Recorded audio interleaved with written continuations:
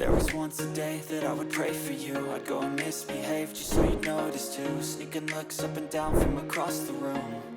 And damn, what a hell of a view. I feel good, you look great. I like you, I can't wait. A first time, a first date. You're so fine, I'm so late. You sip wine, I drink straight. Don't waste time to my place.